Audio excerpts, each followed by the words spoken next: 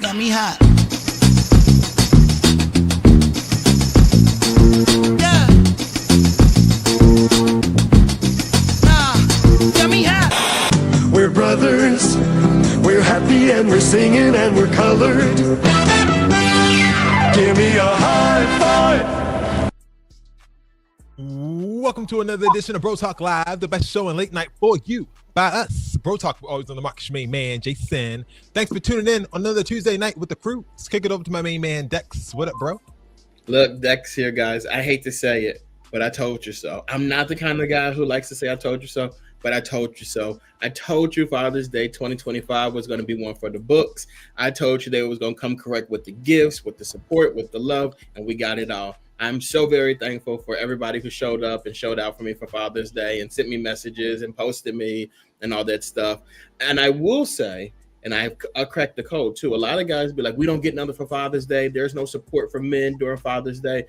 Y'all don't support people. I realized that this year, I'm like, I get all this support because I'm a supportive person. I'm a great person. I'm a great gift giver. Yeah. I'm a great father. I'm a great husband, great son, great friend, great brother-in-law. I'm all those things. So that's why I get high praise on Father's Day. You regular people don't get high praise because you're just not great at being who you are to other people. Wow. No, that was something. I had a wonderful Father's Day. You're a great person. I'm not reciprocal. I'm not a giver like you are. Oh, well, then you got some suckers in your family. I wouldn't get you a thing if you don't show up for me. I ain't showing up for you. Eric, what up? What's going on, man? How y'all doing tonight? We good, bro. Hanging in there. Will is also trying to get on the show actively. And as he gets himself together, hopefully he'll be able to join us as well. Ty is en route if he can, quote unquote, make it out of prison, or whatever that means. Have a jam-packed show for you, including a new segment with just Dex and Eric that will be debuting a little bit later. I'm very excited for that. But first, Dex, what's up first? First up is politics as usual.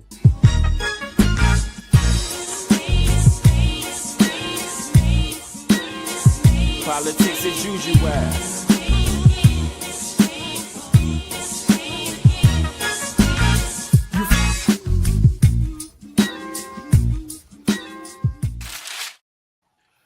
When a president throws a military parade on his birthday and invites convicted or insurrectionists, I messed that word all up, insurrectionists to join the celebration, the response from the streets was never going to be subtle. This weekend, Donald Trump staged a full-blown army parade in the nation's capital, tanks, troops, fireworks, and fanfare marking his 79th birthday. But the real headline was all the backlash. Americans in all 50 states answered with the biggest protest in U.S. history. The message, no kings. So let's break down what happens, what it means, and why this weekend might mark a turning point in how this country pushes back on presidential power. As you can see here, Donald Trump's 79th birthday was anything but low-key, billed as a patriotic tribute to the Army's 250th anniversary in Washington, D.C. parade, featured vintage bombers, tanks, and a 21-gun salute. Not to mention thousands of active duty and costumed historical soldiers. One unusual element, January 6 rioters were present too, some pardoned by Trump himself, selling flags and pushing conspiracy theories near the viewing stand. But while supporters were cheering in D.C., millions more were out in protest. The No Kings movement saw Americans in over 2,000 cities marching in opposition to what they called authoritarian overreach from the president. From Philly to LA, did you guys go? The message was clear: democracy, not dictatorship. By the numbers, organizers estimate that up to 6 million people participated, marking this the nation's largest protest in U.S. history. And the symbolism wasn't subtle. The protest coincided right alongside the parade, a deliberate contrast. But before we move on, quick question for you guys. Do you think these protests were actually effective in showing Trump that the nation is not really in line with his policies? And secondly, were you participating in any of them at all? Did you guys go? Does it show him? Yes. Like you see it. You see that people are not aligned with you and what you're doing. Does he care? I think that is another question that we don't have to answer. Yeah. A stretch answer. Yeah. Let us know in the comments what you think. Eric, what do you think? Did you attend any of these? And if so, do you think they made a difference? You already know I did not attend no TT rally. Okay. I did not want to see TT on his birthday. I have no desire to ever go to see him. We did check in with Will, and hopefully he'll be on the tell us. He said he didn't attend either because I thought maybe he would have to march, which would have been hilarious. I would have loved to get that first-hand account. Yeah, that would have been crazy if you had to work. If you had to go to work. All right, moving on because we have a lot of Trump. As protests filled the streets, Trump cut his G7 summit short and rushed back to Washington. Why? Because Israel's assault on Iran has escalated, and Trump called on Tehran's population, the capital of Iran, 9.5 million people there, to evacuate the capital. Yeah, evacuate it. Now, the U.S. says that it knows where Iran's supreme leader is hiding. Trump has called for a quote-unquote unconditional surrender, but he rejected Israel's ask to assassinate Khamenei, which is the leader of Iran. Some allies want war, others say stay out. Even MAGA world is divided, with Tucker Carlson going directly at Trump, pleading with him not to escalate tensions. Guys, I just have, I guess, one question for this one. Do you trust Trump at the center of a global conflict, or do you think this is going to end up once again like it did in 2020 when he was tasked with managing the COVID crisis, and this is all going to end up way worse than we could have even expected? This is going to end up very bad. He gonna have that look on his face like Baby Bush had when they started bombing them when the World Trade Center went down. He was looking it got real too crazy. fun. Yeah, he this is gonna end up real bad. You publicly gonna say that you know what the leader of Iran is. That means you don't know where the hell he is when you trying to make a public statement there saying you know who we are. How are you going to try to say, you're going to try to intimidate somebody by saying, oh, I know who you are, like they're not going to leave or move, or, you know, they're just going to stay there. Even if you have an inkling of where they are. Yeah, this is going to end bad, bro. This is going to end bad. I think the strategy is always bullying. Like, he wants to bully his way through situations, and I just don't necessarily see that working here, and that concerns me a lot because you can't just say what you want to say, and then people are going to be like, oh, okay, no big deal. Like, people are ready for war at this point. And I don't trust him to lead this. I didn't trust him to lead COVID. The only thing I trust him to do is go and run a McDonald's drive-through. He did that effortlessly with no problem. So do that. But this other stuff, like, leave this to somebody else. And then he's starting to threaten countries that got more money than us. Like, it ain't gonna work. Well, according to Trump, no one has more money than us. So that's that on that. Okay. Back home, a historic first, the NAACP has declined to invite President Trump to his national convention. He's literally not invited to the cookout. It's never happened before in the group's 116-year history. Not even with presidents that they've openly clashed with. Yeah, they've invited the Bushes, they've invited Reagan. Their reason, Trump's administration, they say, is actively working against civil rights, including suing schools over DEI programs. For a group that's welcomed leaders from Truman to Reagan, this exclusion is a statement in itself. So does this move by NAACP matter, or is it just symbolic? And do you think Trump actually cares? Dex. Again, sure, it's symbolic. He don't care. But I will say, though, as a person who was upset when the NAACP invited him to speak at the conference last year, around this time last year, when I was upset about that. So I will say, like, yes, I'll give them credit for that not wasn't doing the NAACP. That was the journalism, NABJ, yeah, National Association of Black Journalism. But as a person who was upset about that, I will say I have to give them credit for actually sticking to their guns and not allowing him to come and sit with them. So does he care? No. Is it impactful? No. But I will say I commend them for it. All right. Does it matter? The NAACP not inviting Trump? No, it really doesn't matter. But it would be ironic if TT just showed up on the whim anyway. Just like, you got to let me in. Like, who knows? But all right. Yeah, he don't care. Can you hear me now? The phone. Yeah, a Trump branded smartphone is hitting the market in September. Gold case, MAGA slogan on the lock screen, and it's called the T1, I guess for the Trump one. It runs on the 47 plan. A not so subtle nod to his presidency. The cost per month, according to reports from AT&T, Verizon, it's going to be available on AT&T, Verizon, and T-Mobile. The price for the plan will be $45.47, or maybe it's $47. $47.45. Sorry, that's what that is. I don't want to mess up my reporting. $47.45. Welcome, Bill. To honor his two presidencies. Yes. And the phone reportedly is going to be made in America. Now, a lot of people are saying that that's suspicious because it looks suspiciously like a Chinese phone that retails for $169. This one he's selling for $499. Even the call center location is being kept secret about all of this. A lot of shroud and fog going on around this. Is this just another grift, or do you think it's smart branding for Trump to continue to leverage his presidency as well as his dollars? What you think? Man, you know them dumbass While people y'all gonna go are out your mouth. you know these dumbass hillbillies gonna go out there and buy this phone like they went out there and bought them ugly ass sneakers that he had. You know them Respectfully. They was Wow. ain't no respectfully in it. While They y'all was are We trash. running do your welcome the mouths. hillbillies to the show, though. While y'all They are was running your mouths, he is on his way to the bank to cash a Trump Yeah. check. and then he gonna What's your bankrupt the company status at like the bank?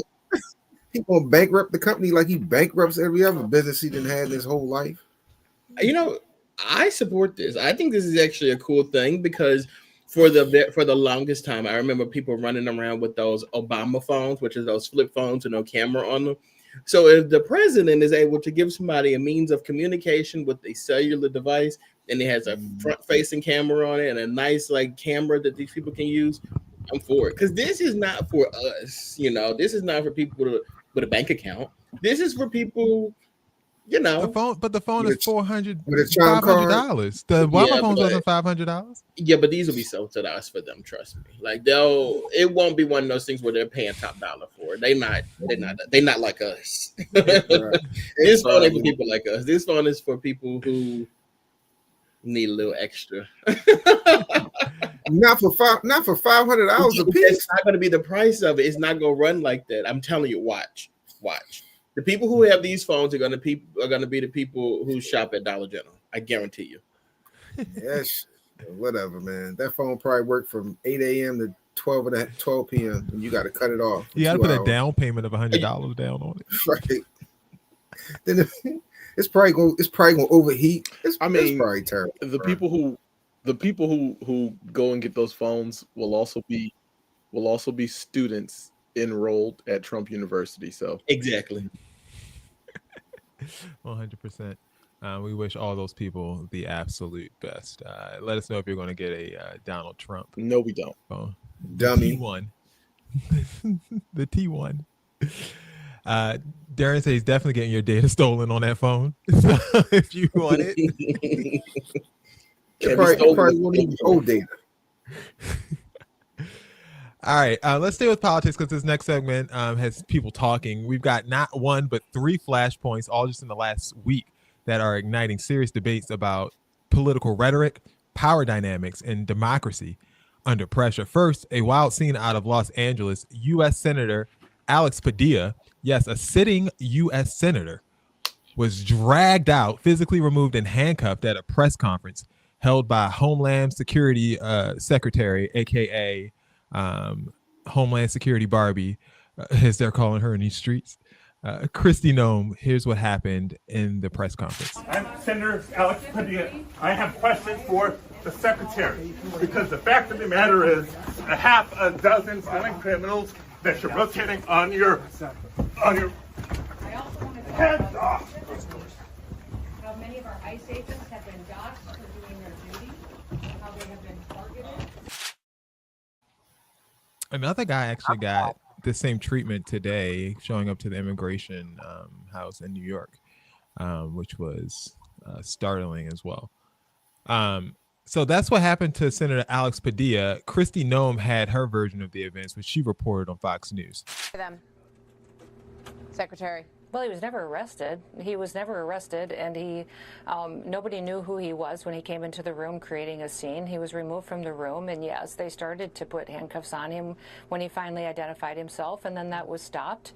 They said he wants to talk to you. I said, sure, I'd love to sit down and visit. So we. Girl, like we saw him, we heard him tell him who he was. He identified himself immediately. But of course, that's how that goes. And then in Minnesota, a tragedy. A former state house speaker and her husband were assassinated in what the governor is calling a politically motivated attack. The suspect impersonated police, had a hit list of Democrats, and carried multiple assault-style rifles. Now, there was a bit of debate on whether this man was on the Democrat side or the Republican side, like it matters at this point. But just to clarify things, he did register as a Republican and voted in the Republican primaries in 2024. So that makes a difference. If you're keeping track of whose side things are on, that should make things a little bit more apparent. In the middle of all of that, though, Senator Mike Lee goes online, active senator again, and posts this. This is what happens when Marxists don't get their way, suggesting that the shooter was tied to Governor Tim Walz and the left. He left this up for a couple of days, got confronted actually on Capitol Hill by a few senators. He has now deleted the posts, but not before all of that stuff. Is that rhetoric fueling more violence? So the question, I guess, is where's the line between free speech and incitement? And is this just the new norm? I mean, Donald Trump got shot, quote unquote, shot at last year. Twice, I think Assassin was setting up the second time and they caught him. But is political violence just going to end up being the norm now in America? And is this something we just need to get used to? I think it really depends on how we respond to it. Like if you respond like this, then absolutely. And I remember, and of course his name is escaping me right now, but I remember when the young man shot and killed the health insurance CEO, and everyone was just like he's still on trial, by the way. Yeah, and they were like advocating for him and like praising him and whatnot. And it's just like when you do things like that, you do then create copycats of the same thing. And I think in this situation where obviously you get arrested or whatever, but like outside of that, the public is like not making a big deal about it or celebrating you or saying like the things that these guys are saying. And it does create other opportunities for people to do the same thing for copycat situations. So like if we don't stop it, if we don't like speak out against it or like make examples out of these people, then it's absolutely going to continue for sure.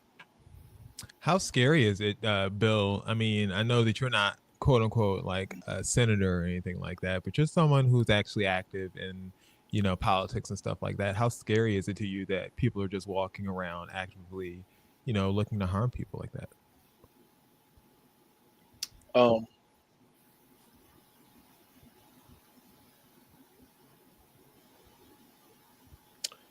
That's a good question. I am not a senator at all. I am no longer even an elected official. But still, not running any campaigns anytime politics. soon. Yeah. But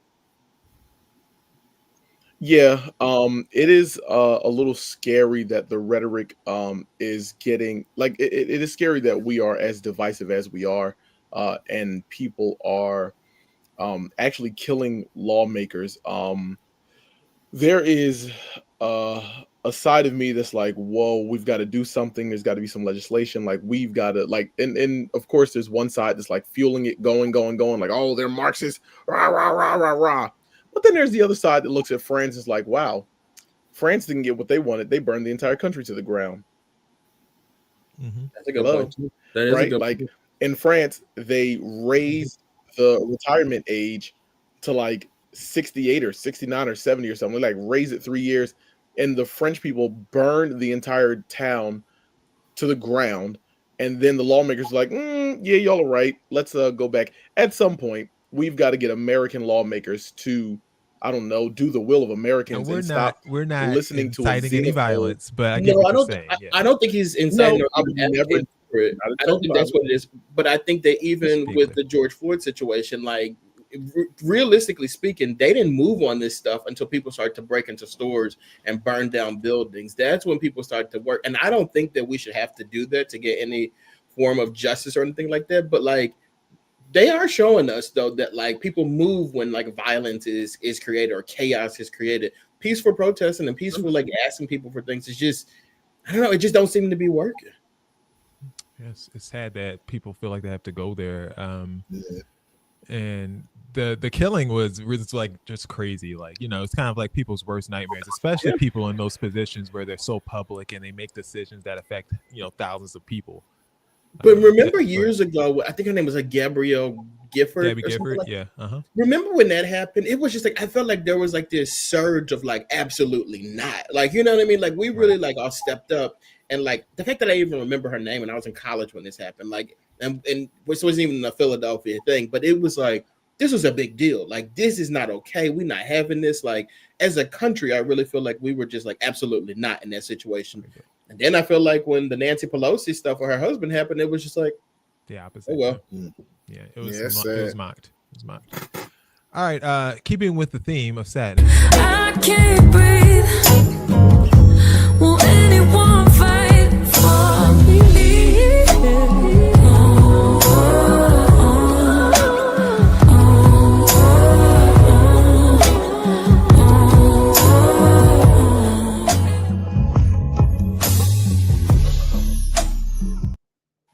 Dex, can you believe that they ranked?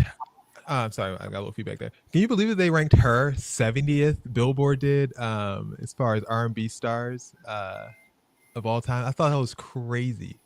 They voted her behind Ashanti. It was like too high. No, too low. Are you kidding? She has a song of the year and a record of the year. Way too low. What are you talking about? Okay, that's crazy to me. I mean, I guess the category of R&B singers is just that good, huh? Ashanti's like 61. It's crazy.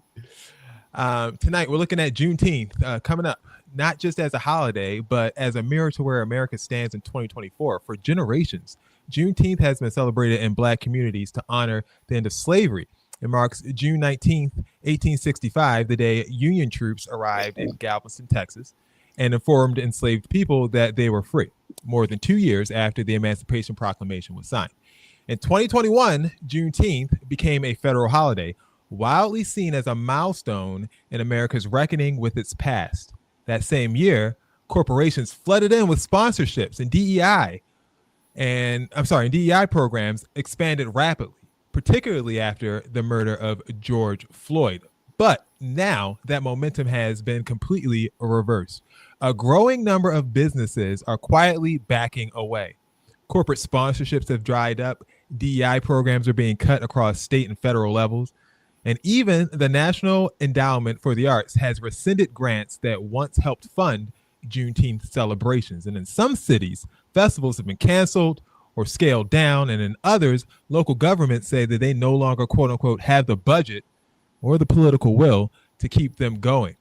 Meanwhile, President Donald Trump's campaign has publicly referred to Juneteenth as, quote unquote, a fake holiday and continues to criticize the DEI efforts going across the nation. So the question becomes, as a brand, can you erase support for a culture movement and still claim to support the community behind it?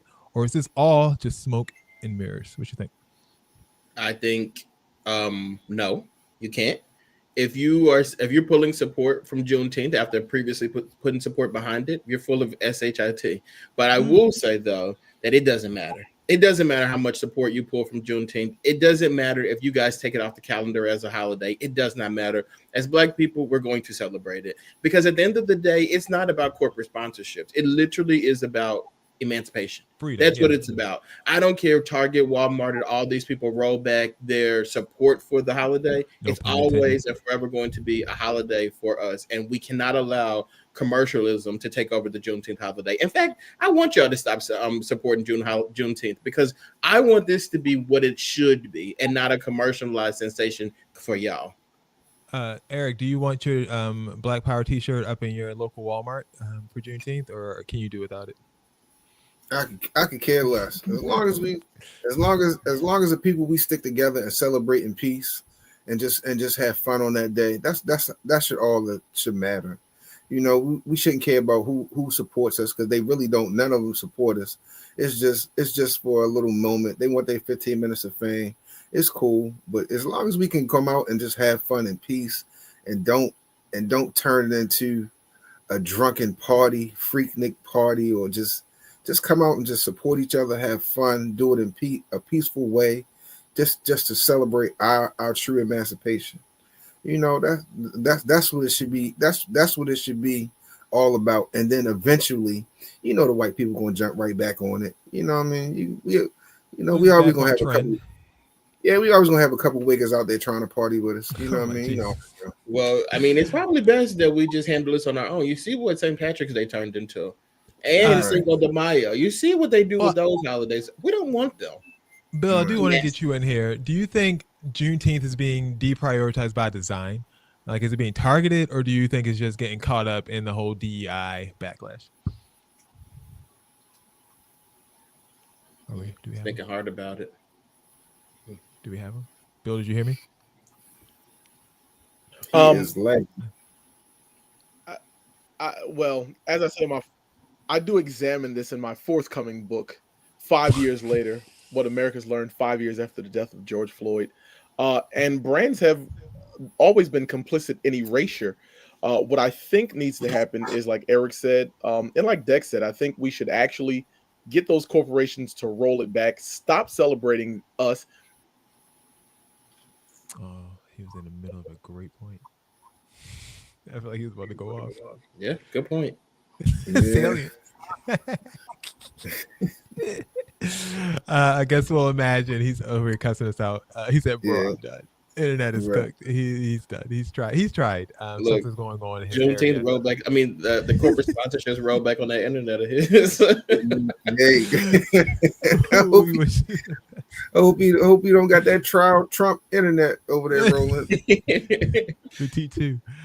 Next up, we have The Scoop. For more politics, hit us up on our YouTube channel, youtube.com/@BroTalk Live. Scoop, scoop, scoop, scoop, scoop, scoop, scoop, scoop, scoop, scoop, scoop. All right, I want you to hit it. We're going to hit it and quit it for some quick stories tonight. Okay, this is a story that's sending shockwaves and kind of shocked a lot of people today when they heard about it. Some people, though, weren't very surprised to hear about this at all. Tyler Perry, $260 million lawsuit has been filed against him. Yes, the actual film director, movie studio guy, Tyler Perry. It's been filed by actor Derek Dixon, who had a recurring role in Tyler Perry's hit drama series, The Oval. Dixon is accusing Perry of sexual assault, harassment, and career retaliation. And the details in this court filing are disturbing. According to the suit, Perry allegedly used his influence to lure vulnerable men, promising roles, contracts, and even luxury cars, and then demanded sexual favors to keep those opportunities. Dixon claims that on multiple occasions, Perry groped him, forcibly pulled down his underwear, and even attempted to assault him, including during a trip to the Bahamas in 2020 when Tyler Perry was allegedly intoxicated. The lawsuit says Perry would threaten actors with the death of their characters if they didn't, quote unquote, keep him happy. And in Dixon's case, his character Dale was shot 4 times in the chest. Dixon says after he reported the misconduct, nothing was done, and he ultimately quit the show, walking away from nearly $400,000 in wages just to protect himself from further abuse. Perry's team is calling the lawsuit, quote unquote, a flat out scam, saying that he's being targeted for a shakedown. But let's be honest. I mean, these allegations are serious for Tyler Perry that this person is alleging, and the parallels being drawn to names like Weinstein and Cosby and Diddy are impossible to ignore at this stage. So how should the public respond when longstanding whispers about a major figure like Tyler Perry finally lead to a detailed and graphic lawsuit? What do you guys think about this Tyler Perry lawsuit being filed? I mean, I think it's crazy. I am curious to see like how this turns out, because like this is one of the first times, at least in my memory, where a heterosexual male is accusing another heterosexual male of misconduct like this. So, like, you know, that I think is going to raise a lot of eyebrows for sure. And then also, like, you know, in most of these cases, when it's women, it's immediately like dismissed. And like now, this is a male, and I think he's Caucasian. So I'm curious to see how it goes with a Caucasian male accusing a black male of something like this. Like, this is intriguing. This is sad. This is sad. Reading the details of this. Okay, first off, bro, you spent the night over his house multiple times. You've been evicted, right? Multiple times. You know what I'm saying? You said the man pulled down your panties. You know what I'm saying? You said Underwear. he got in the bed and rubbed his hands on your thighs, which was so uncomfortable for him. And you ain't put your hands on him not one time. He's alleging that he was uncomfortable with the situation. He did not want him to open him. Eric, it's a power dynamic. It is a power dynamic. Dex, he spent the night at his house multiple times. His boss's house. The first night that he tried to get in the bed with you as a heterosexual man, yes, and you didn't put fire to his ass, that's on you, bro. But you also got to realize, though, that this man wants to work in this industry. So it's kind of one of those things, like, you pissed Tyler Perry off. Like, what? Like, how do you work in this industry? Dex, we've had this conversation offline multiple times. Let's keep it offline, okay? There is no price. Okay. Let's keep it there. Just keep it there. There's no price. Just keep it there. I got you.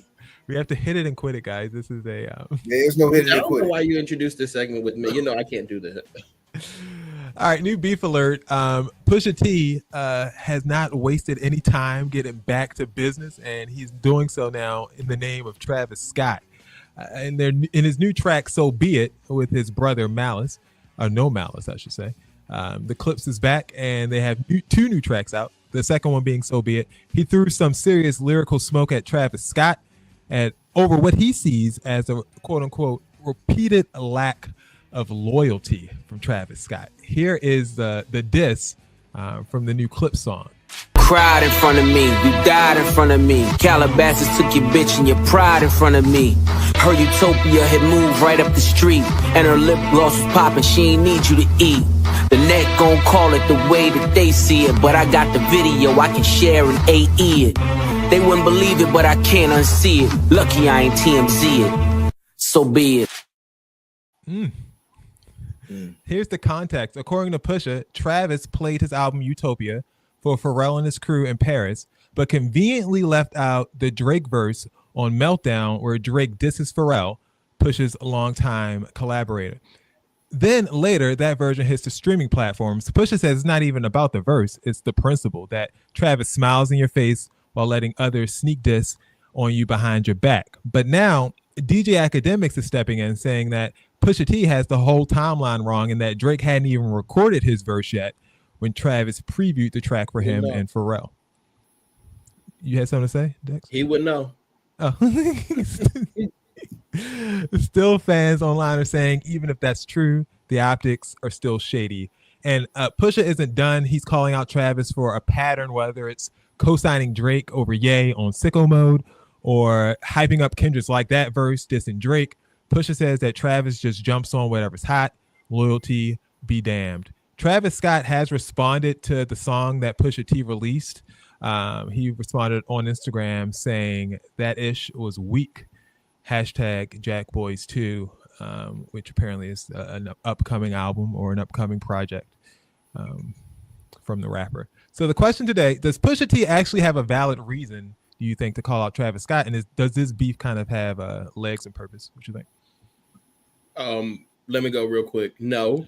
So you're mad at him for other people? So it's like, what did he do to you? You didn't say he did no one thing to you, and then you're dissing this man talking about his ex-girlfriend / baby mom. Like, lame. That was weak. Oh, TS was weak. That's what you said. Yes, you got to say. TS was weak. Pusha T was weak with this. Like, that was very weak. He should have pushed to something else. That was lame. I hated it. Eric, what do you think about the diss? it was cool though. But I mean, I understand. I understand the concept where Pusha T is coming from. If you got beef with my homeboy, you got beef with me too.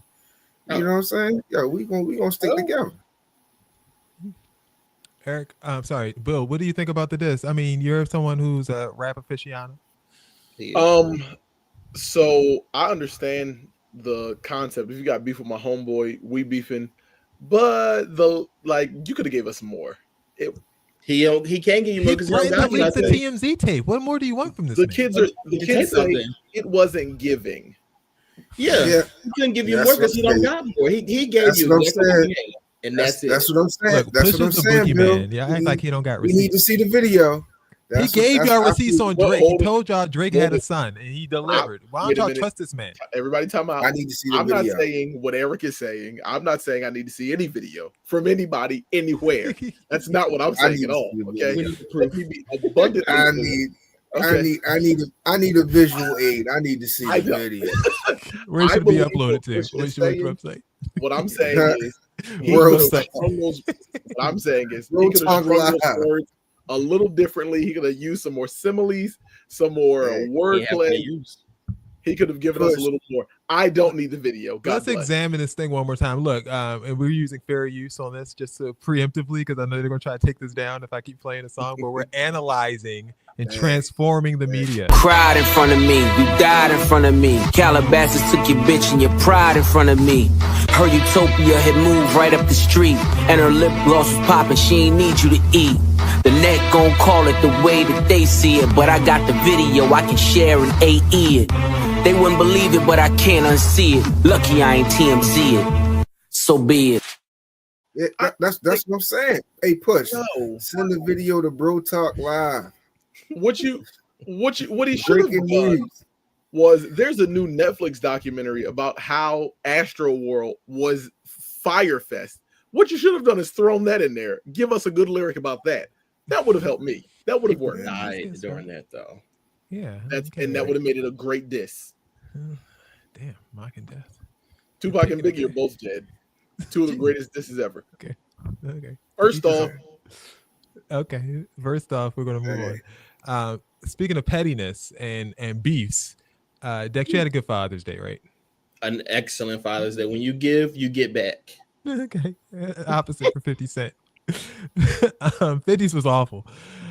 He had a standoff with his son Marquise, who he's had a beef with now, seems like for the last 10 years, which is crazy because I think Marquise is only like 25 years old. It got personal really quick. Now, if you followed this rocky relationship over the years, this latest round won't really shock you, but you know, it has people raising their eyebrows.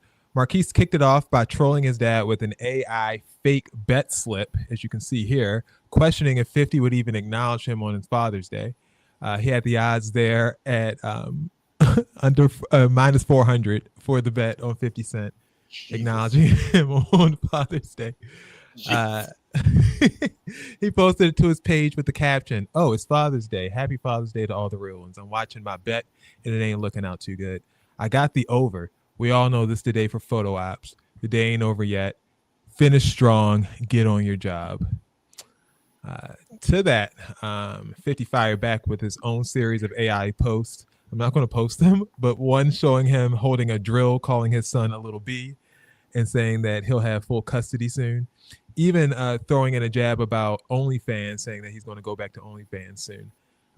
He didn't stop there. He doubled down with digs about him having a PPP loan, their mother, and even denied even being involved with the mom in the first place.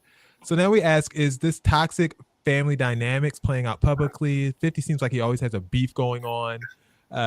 Is this something that he just needs to stop doing? Like, I mean, man, it's just son. This is he's already going to have the problem with the other son. Clearly, I am here for that. You're here for the pettiness. I am here for this. I have never seen somebody troll the shit out of 50 Cent like his son can do. The apple don't fall too far from the tree. It does not. The apple does not fall too far from the tree. 50 always engages with him. Yeah, and 50, he got 50 over there punching in the air, bro. He is giving 50 everything he got. And 50 50 can only go so far with his son before he gets backlash. Like, why you picking on your kid, man? You know what I mean? So, and his son is just giving it to him. I'm loving it, man. I love it. Usually 50 is the aggressor, but no, not this time. 50 is trying to play defense. What if, right? What if? They're just trolling each other in a greater troll to the public. Keep it going. What if they don't keep it going? What if they don't have an issue at all? Keep it going. And they're just giving the nosy rosy public something to talk about. Thank you. We thank you for that. Bill, sometimes I need something to get me through my day, brother. And this helps me get me through my day. And as a nosy public trolley rosy, as you call them, I appreciate this. I want them to keep doing it. In fact, I want more people to do it. I like y'all mess. I appreciate it. Jason appreciates it too because it's great. I appreciate it. Yeah, because it's like it makes the show easier to put together. It does make the show easier. I definitely appreciate it, and I will like every post that both of them put up. I like it. Don't stop. Keep it going. Keep it going. Have a fight. Have a boxing match. All right, let's get to this. Gunna just turned 32. Happy birthday. He just might have received one of the most elite birthday gifts in the game, a new Birkin bag. And we're not just talking any Birkin. We're talking what appears to be a Birkin 40 HAC and crocodile palladium. I'm reading that for the first time. If you know, you know, I guess. Crocodile palladium does sound expensive. That specific model is currently going for $375,000 on eBay.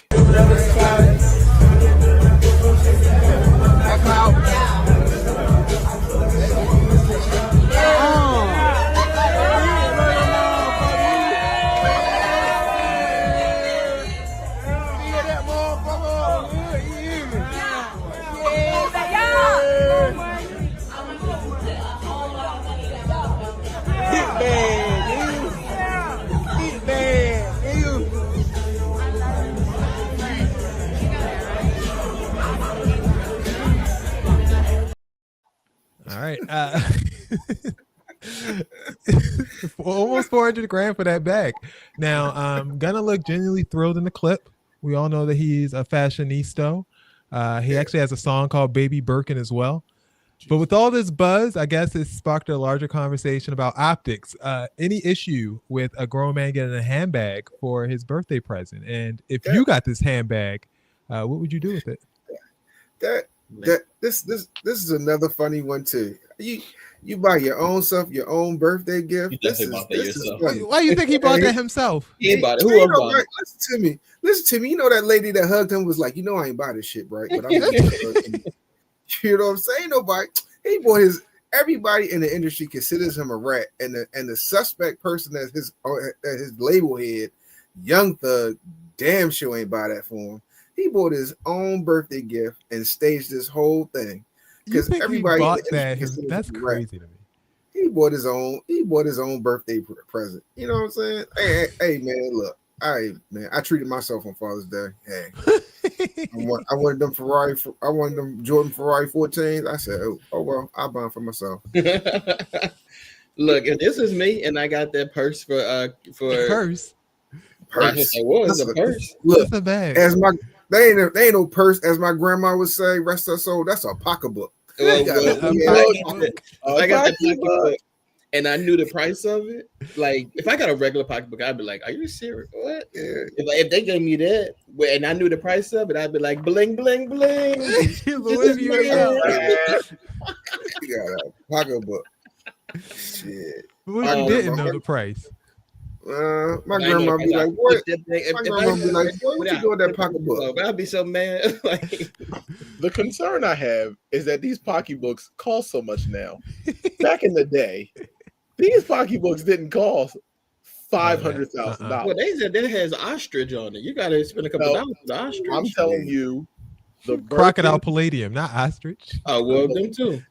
The Birkin that had crocodile palladium with 18 karat gold in 2008 was only $10,000. But which one do you have?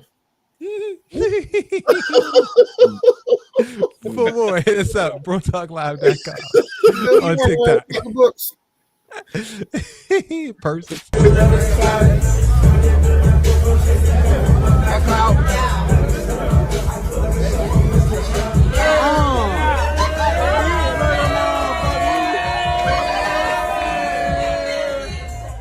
So second look on that side profile, it do kind of look like a big old portfolio. Ain't nobody, you say ain't nobody hand him. Didn't nobody hand it to him. Nobody say, "Hey, happy birthday." He bought that on his own, and that lady that gave him that hug was like, "Look, this is for optics. You know I ain't buy that." You know what I'm saying? I love you. All right, Bill, we have a new segment. Are you ready for it? It's called the DMZ, featuring Eric and Dex.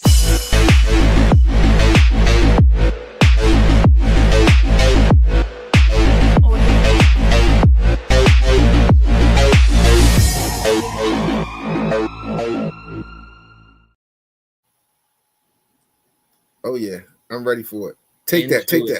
So look, guys, it's the Diddy trial. We're day 25 of the Diddy trial. I think today was the first day that I kind of, sort of, slightly tilt my head, squint my eye for a little bit, understood why we're having this case. When they finally said, when the special agent was up and they finally said, oh, he was using money from Bad Boy to fly the escorts in. I'm like, okay, now I'm connecting the dots. Because for 25 days, I couldn't connect no dots of what the hell we're doing here. Yeah, I mean, hey man, I connected that from day one. Diddy just a nasty, dirty, freaky individual that likes nasty, dirty stuff. That's all this is. Yes. And then he paying with his own money. Hey, you know what they say? They ain't tricking if you got it. And but that's the part that messed me up though, because I'm like, so if this is Bad Boy money and he's making money for Bad Boy, wouldn't this be his personal money too? Yeah. So like, how are we saying that is? Another thing is Cassie, I think, was the star witness in this, right? And she had to go earlier because she was pregnant. I think that they blew their load, no pun intended, putting Cassie on as early as they did because, and I know they had to because she had to deliver a baby. But Cassie went up there and like she did her testimony, and I think we looked at Diddy like a dirty dog after she finished with the testimony with the abuse and all that stuff. They put Jane up there last week, and in 6 days, if Cassie tied the shoe, in 6 days, Jane untied the shoe, cut it up, and threw it in the Hudson River. Because what the hell was that? She stood on that stage and she gave Diddy a love letter. Like that's literally what it was, a love letter. The freak out, she wasn't forced into him. Her only issue with them was that that's all she got out of the relationship. I wanted more than just the freak out. And then you know her trigger words was Young Miami. Don't say Young Miami. Yeah, I almost lost her mind when that girl said Young Miami. Miami. They told her, they said, well, Young Miami got a Chanel purse. And she said, I know. And I was upset about it. Right. all I got was a bodega and some hard cock. She was upset. How much does a bodega bag cost? She was like, how much of my body cost? She wouldn't be asking you to. She's like, how much of my body cost? That's how much the bag cost. Hey, wait, the last thing that really got me today when I was reading it, it was juror number 6. Juror number 6 is a black man who, we don't know where the hell he lived at. He said that he lived in the Bronx so he can get on this trial, but it proves that he actually lives in New Jersey. I don't blame him. I would have lied and said I live in Manhattan if I can get on this trial so I can see. He said my address is in the Bronx. I stay a couple nights a week at my girl house in New Jersey. You know what I'm saying? But I commute back to the Bronx to work. He said, you don't get your ass off this thing. It gets spicier and spicier every day. Good time. Boy, KK can ride with me any day, boy. She know what all the bodies is buried. KK, D-Rock, I'm hearing these names all throughout the trial, and I'm like, oh, when they come up, Diddy, it's over for you. And the prosecution's like, oh, we're going to rest by the end of this week. And I'm like, so y'all not going to bring them up to talk? We're not going to talk to them. KK and D-Rock in a non-extradition country, chilling, watching this trial like we are. Just saying. I got a question.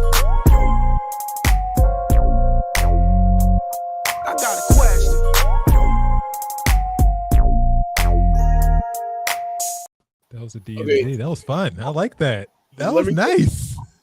Thank you for keeping me out of that because the only DMZ I knew was the demilitarized zone in North Korea. Okay, that's the only DMZ I as you know, next week we're gonna name it. Take that. We will not be. Lord, have mercy, Jesus. It is now time for Q&A.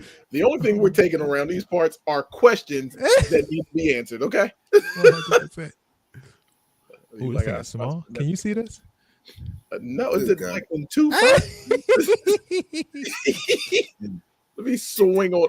If I can't You had to swing full screen this bad boy. This thing is small. What the hell?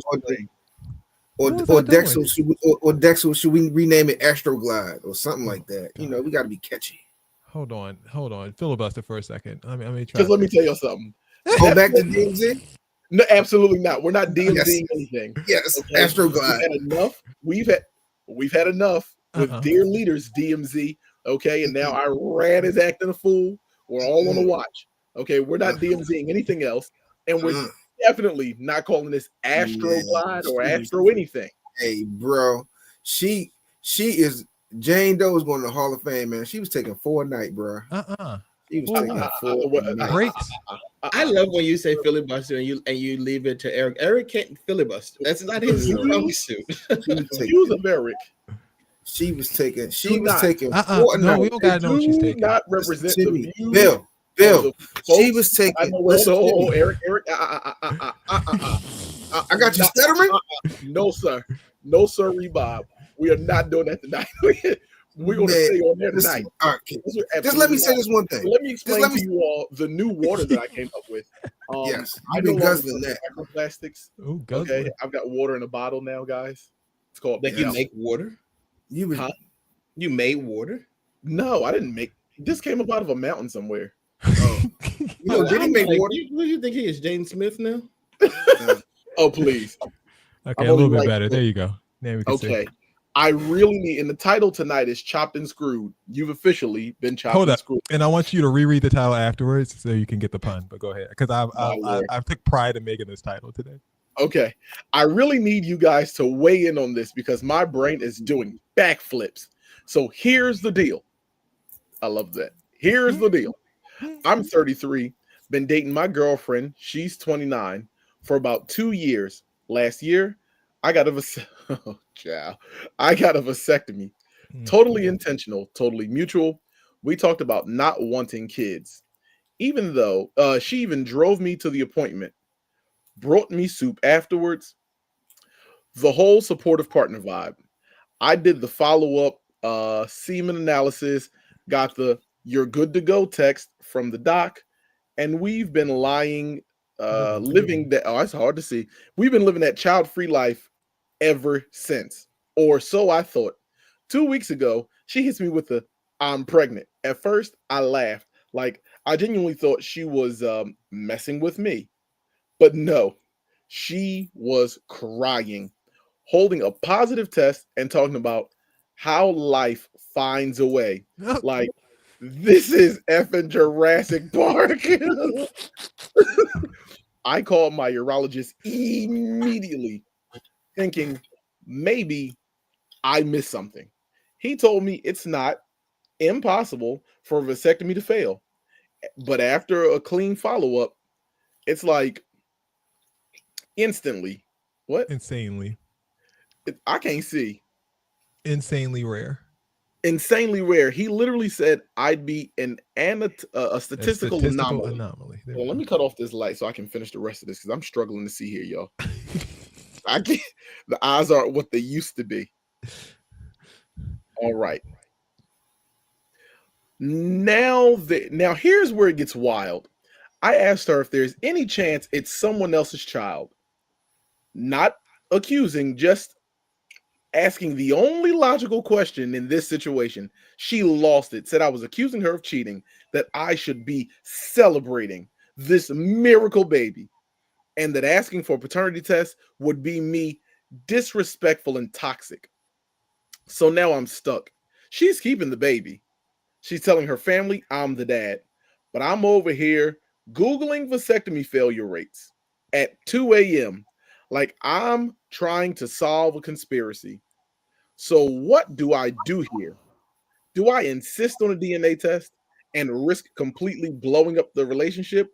Or do I just go with it and pray the baby doesn't come out looking like the UPS guy? Am I being paranoid or am I being played? Woo. My Lord. What do we have, boys? Well, can I just start? I think you have the right to ask. Can I start? Do you want me to go first? Do you want me to go first or Let last? Dex go first. You go last, Eric. First and foremost, I do have to say, like, I think it's a bit bizarre to be 29 and 33 in a dating situation and deciding on getting a vasectomy. I think that's a bit much to me personally. Secondly, I think they should be married if they were going to have. If I'm going to have a vasectomy talk, I really do think a marriage should be involved. Because if y'all break up and your next partner, who you actually marry, wants to have a child, and you've decided with a 29-year-old, like, oh, I'm going to get a vasectomy. Like, I don't know. I just think that complicates things. This may not be your person, to be honest with you. Maybe they don't want to get married. Maybe you don't, but like you just don't know what the future holds. Who you want to be in a relationship with? This 29 years old. It's not Jurassic Park. He knows what the future holds. Maybe that's just me. I don't know. But I actually have a question for you guys too. Do you guys think that do you guys think that paternity tests should be given at birth, like no matter what? Do you think people should give it? And I'll just go ahead and go first. That's I think my answer is absolutely no, because like, to me, it's one of those things like you don't ask people to take an STD test before you get with them, but yet you're going to ask them to take a paternity test. And if you do have them take an STD test, if you do have them do that, that's out of y'all pocket. The government, the hospital, nobody else should be paying to find out the paternity of your baby. You should be knowing who you're laying down with. That's why you ask them to get tested. Okay. Go ahead. You really disagree with Dex's take? Go ahead, Bill. No. I'm gonna wrap it up. You sure? Go on it. Oh, absolutely. You sure? You gonna use the word? You gonna use the word "wrap it up" on this segment? We wrapping it up? Oh, okay. Well, okay. Dex. Yes. Oh God, the views and opinion of Eric do not represent those of BroTalk Online. God in heaven. Okay. All righty. Here we go. Here we go with another Tinder deck. Here we go, brother. Listen to me, man. If you went and had a medical procedure to remove yourself from the gene pool of fathering a child, and then your wife or girlfriend or significant other pops up, you have every right in the world to question who's the daddy of that baby. And I do think that it should be written in law at this day and age that every baby born should go through a paternity test. It saves both parties anguish and turmoil of wondering who that child's father is. Yeah, that's bro. invasive. Can you opt out? Do you think it should be a way to opt out? Yes. Yeah. I mean, it's not opting out. It's before you opt in. It ain't opting out. So you think that when the doctor brings the baby to you, here the baby's born, and when they say here sign the birth certificate, they should also say like, oh, but take this paternity test first. Listen to me, like a little 23andMe. Listen to me before you even put the baby in our arms. Just go ahead and swab his mouth. Are you crazy? Just get it out the way. What's wrong with that, Dex? What's wrong with it, Dex? So you would sit through. I know, Dex. I know that you want to be the father of the decade every episode, but we live in a reality. We live in the real world, Dex. We live in the real. So this woman has just went through labor. She's going through hours of labor, and you think that they're like, hold on, before we give you the baby, we're gonna swab the baby, and swab this man, and let you find out who the dad is. Dex, absolutely. Dex. And here's why, Dex. Dex. Jane Doe was taking 4 nights, bro. Stop it. Jane Doe was taking 4 nights. Here's why, Dex. Because if you sign that birth certificate and that is not your child, you are fully responsible for another man's child while he lays up and goes on vacation to Dexico, and you stuck burping somebody else's baby. Yes, and I can tell you, we had a family member that went through that situation. Turned out the baby wasn't his. He went in front of the judge, and the judge told him he signed a birth certificate. Every child needs a father. So and he would not take his name off. Every child needs a father is crazy. That sounds like No Child Left Behind. No Child Left Behind. So, brother, here's what we're going to tell you from the good folks at BroTalk Live. If you don't want to blow up the relationship by getting a DNA test all publicly, here's what you do. Don't sign that birth certificate, but cut out a piece of that baby's hair and send that on into the folks. And they'll for sure tell you if that's your baby or not. You can swab up that cheek. You can go and cut a piece of that hair, submit your DNA with them, and they'll let you know if that child is yours or not. And the fact that she blew up like that, you know what? Because as a matter of fact, no, I'm going to dial all that back. Here's what I'm going to say. I'm with Dex. Just completely changed course. I am. Here's why I'm with Dex. If you know that you would be a statistical anomaly with a procedure that you know is 100% effective, you deserve whatever happens to you. You deserve it. So y'all sign with the hoes because that's crazy. No, I'm siding with is common sense. If you don't have the sense that God gave it, there was only one miracle child. He died and got back up. His name was Jesus. Your girlfriend is not pregnant with Jesus. Okay, you right.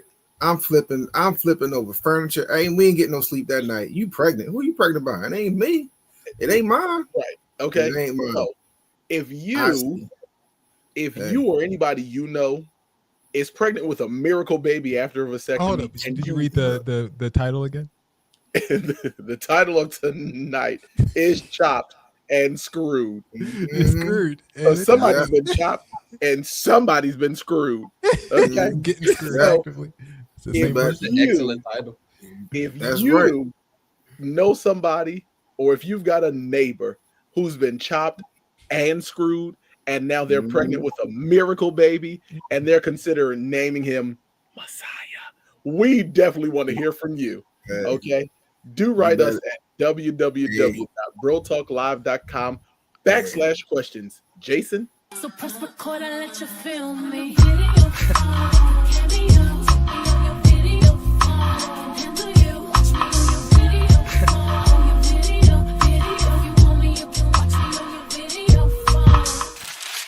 All right. Did you guys see that video of Justin Bieber out in the streets? I'm a dad. I'm a husband. You're not getting it. It's not clocking to you. It's not clocking to you that I'm standing on business, is it? We're on the sidewalk. I don't give a if you're on the sidewalk. I'm a human being. You're standing around my car at the beach. He's addressing the paparazzi. I love it. Saying that a random string of words that is it not clocking to you that I'm standing on business. What? The beginning of that though, he said, "I'm a dad and I'm a husband." He's a part of the dad thing. I love it. I'm a dad. I'm a husband. You're not getting it. It's not clocking to you. It's not clocking to you that I'm standing on business, is it? We're on the sidewalk. I don't give a if you're on the sidewalk. I'm a human being. You're standing around my car at the beach. Man, Justin Bieber, like he tweaking. No, but he's right though. Like what he's saying, like I am a father, I am a husband, I have a family to get to, and you guys are stalking me at a public beach. Y'all are stalking me at the beach around my car. Come get it together. I'm with him. Stand up business, JT. This is why you all need to stop inviting them to the cookout. That's not happening.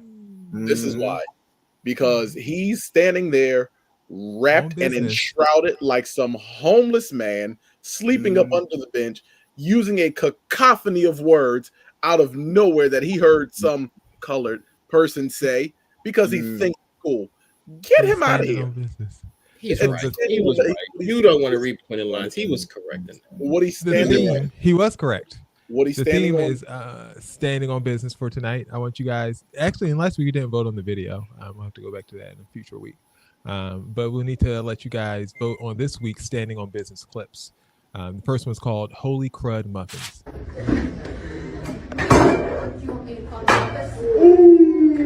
Okay, guys, stop it. Stop it. Oh my God, Austin! Stop it.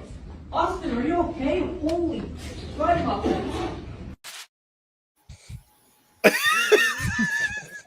got what you deserved. That's what I'm talking about. Got whacked in that head and he went. That's what I'm talking about. He You said, know what I'm "Did you saying? just hit me with a cup, Stanley Cup, a Stanley Cup." Oh, okay. Next up, go ahead. As soon as you put your hands on me, I'm gonna smack a spark out your ass. So that's what he deserved. You see how fast Rakeisha got up and got with him? She's like, Austin. Yeah, no. Are you okay, Austin? Are you okay? Mm-hmm. Next up, we have poor doggies. This is a dog who is living with someone who is in need of funds, so they actually have to work as well. Damn. They got the damn dog working. Damn, that nigga said, man, come on, please. I don't want to work no more. I'm not even human. Hey, hey, look, hey, that ain't funny. I can speak from experience. My dog had a sign out there talking about I will work for food, get this operation. So shit, hey, that's real life right there. That's real. That's real life. Had a sign on Lala. That's real spit out there. That's what I'm talking about. Lala's neck. Yeah, you are. Hey, look, Dex. Will, you might not know this, but Dex and Jason know my dog was on the verge of walking the Green Mile, brother. So hey, we did raise money for Lala on the show. Dex, Will, we raised $3,000 to get her leg fit. They'll give you some money when they see a dog out there. I'm telling you, They'll give you money when they see that dog. If you need money, you will have a better chance of getting money putting the dog out there than doing the GoFundMe for a human being. As a matter of fact, go ahead and post a picture of a dog and say your dog died and you raising $10,000. Watch how fast you can get that money. Yo, this is real. This is real talk. Like you really didn't know anything about it, Bill, but Dex and Jason know. Yeah, we had to go. They raised the money. Well, praise God. I don't raise dog legs. Praise the Lord. Hallelujah. Tabernacle Church. You don't waste no praise on animals. Absolutely not. Animals don't have souls. You can get a new one. You know I don't raise no money for no animal. Bill, that's why you will forever be my lawyer, because you could have come over and talk to my son and my significant other. No, you won't. This is why I'm glad you weren't on the show that day, because you would have ruined everything. Well, you just, we were over here advocating. Eric didn't. You see, I made the whole slide. Vengeance is Mine is the next one. Fighting in church. You don't want to do.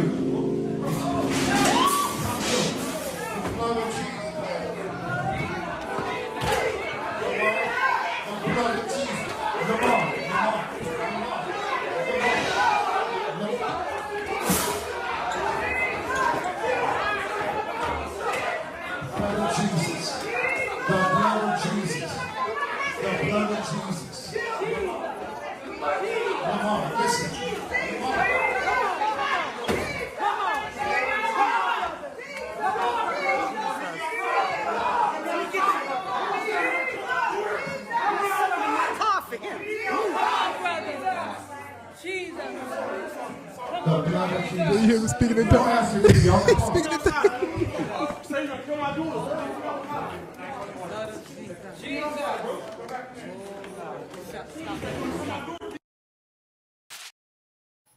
Not a drop of oil around. Not a drip. That was excellent. The only part I hated about this is when they bumped the camera, because I wanted to see the rest of it. That They had that furniture moving. incredible. Let me tell you something. Not a drop of oil in that whole place. That man up there tells him the blood of Jesus. He get his tail whooped. They throwing haymakers. That is the man from Q&A that finally found out that baby wasn't his, and he went to church. That's who the daddy was. I'm the UPS driver.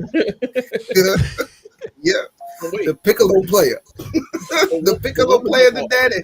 The woman snatched away. So I got something for him in my car. Yeah. That was so If I'm in that church, I'm running. Like, I'm not gonna sit around and wait and find out. What I need to know is, sir, in the green, you are a man. Why are you running away? Hey, that preacher was like, don't forget your tithes and offerings before you leave. Look like TD didn't lock the doors. Let me tell you something. If I'm hosting the Royal Rumble, y'all got to come off of that money. My favorite though was the woman in the blue. She started snatching her arms trying to get involved with it. She got up there. She said, "I'm gonna go. Just go." It's too much for me. And last but not least, we have shouldn't have been loose when Amazon driver runs into a person who had their door ajar, and the dog got out. He was not at all amused. Been loose. It should have been in the house. It was loose. Right. What the fuck do you want? Are you dumb? Hey. I don't need to be. Who the fuck are you? Who the fuck are you? Who the fuck are you? You ain't don't need to be talking to people like this. What you saying? You don't need to be talking to people. Well, like then this. who are you? Who are you? Can you just tell me what you sprayed on her though? Because I can smell something. I just want to know what it is so it doesn't hurt my dog. Well, your dog shouldn't be loose. What you spray on? Your dog shouldn't be loose. That's all for it. It should have been in the house. It should have been in the house. It should have been in the house. What do y'all not understand about leaving a dog just loose on the yard? It's in the house. It's behind an invisible fence. It's outside. That's loose. I can talk however the fuck I want to talk, and you ain't gonna do shit about it. No. Come on, let's go. Well, then go in the house. I can talk however I want to talk. Who gonna make me stop it? I'm not going to. Ain't nobody gonna make me stop No. it. That's the point. Just tell me what you sprayed on my dog. It doesn't matter. Your dog should have been in the house. You shouldn't be Fuck spraying up. shit Put on that bitch in the dogs. house. Fuck up. You shouldn't be spraying shit on dogs. Yeah, y'all should go. Come on, let's go. It's Day Shield scented. What is that? It doesn't matter. Your dog shouldn't be loose. Can That's I all see for your it. tag, It's please? all for it. Goodbye. I don't give a fuck. Girl, shut up. See, So apparently he sprayed the dog. He sprayed the dog with something after the dog got out. I don't think he was wrong for doing it because, like, you know, it's like you with mailman. Like, you got to make sure your animals are contained when people are coming to your home. I just saw the extraness that he had going on. He's Like, still on business. I would have sprayed him. Like, you're not going to be up there swinging in there, your hands, talking to me like, "I'm gonna punch you in the face." See, that was too much. That was too much conversation. Way too much. That was too much conversation because I'd opened that gate back up and I'd have let Dottie get his ass. Because he wasn't standing on business. Yeah, he wouldn't have been standing on business. He wouldn't have been standing on business out there talking to me like that. You would have went to the door. Yeah, man, listen to me, man. He would. You already know he would not have been sitting out there in them tight ass shorts talking to me like that. Ain't no way in hell, boy. You must be out your mind, man. But the door shouldn't have been open. That's fine. Okay, you made your point. You sprayed the dog. You made your point. Leave. Ain't nobody with shorts above the knee talking no slick shit to me in front of my house like that. He I wear shorts above the kney, but if someone sprayed your dog, are they jean shorts? No, they're not jeans. No, okay. The chino shorts. Yeah, right. You got them daddy ball huggers on. Yeah, well, look, you know, when you work out as much as me. But do you think that spraying the dog makes a difference? Because they're trying to talk to this man about spraying the dog. Yes, it does. That you sprayed the dog. He was well within his rights to spray that dog, but you should have sprayed it and got back in your car and went about your business. You want to argue with these people? That's the problem. See, Judge Judy would have allowed the spraying. I always ask WWJD, what would Judy do? Yeah. Okay. And Judy would say, the dog needs to be locked up. Period. We're done. We're finished. We're through. That's what Judy would say. But then it gets interesting when you add. Well, never mind. I'm not gonna say that. It just gets interesting. But you know the rule is they got a drop policy that he has to take it out. He can't take it back. So just give me my package and go on with your tight ass. He has to take it out. What do you mean he has to take it out? What do you mean he has to take the package out? He has. They have a drop policy. They can't take packages back. Well, you guys, I'd have dropped that thing on the curb and then rolled my truck over it. That's all you had to do. You sprayed that dog. You go. You toss that package and you go about your business. But you want to argue. He can roll over it 1,000 times. Amazon still got to pay for it and give him another one. So he gonna be back the next day. Also not on me. So you tell me which one was. You're not getting it. It's not clocking to you. It's not clocking to you that I'm standing on business, is it?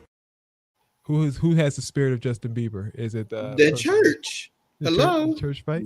Yeah, business. Church fight. Holy Card Muffins or Poor Doggy. If you fight somebody in church, you definitely are the epitome of standing on business. Like you don't give a damn where you swing it. Not only are they standing on business, they was clocking it to each other. Complete mayhem. All right, the church fight. Don't want to do.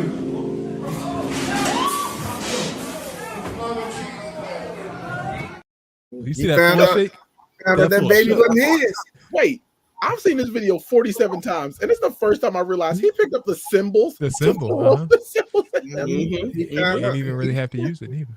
Yeah, All right. He found out the piccolo player was the baby daddy. That's what I'm saying. He was not having it. He was not having it. He was not having it. Dexter does it, or are we good? No, we're good. Okay. All right, we're going to end the show now. We normally would have seats, but we're running very late.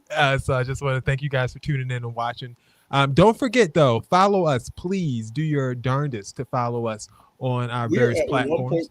We are at 1.3 thousand viewers on BroTalk Live on Twitter right now. Amen. That's what I'm talking. That's what I'm talking about. Take that. Mm-hmm. Take that, snake that. Let us know if you're tuning in, and please subscribe to us on YouTube, X, Facebook as well, and TikTok. TikTok channel is growing as well. Thanks for tuning in, and don't forget to connect with the crew. We'll see you guys next week. For Dex, for Ty, for Bill, for Eric. This has been another edition of BroTalk Live. You guys have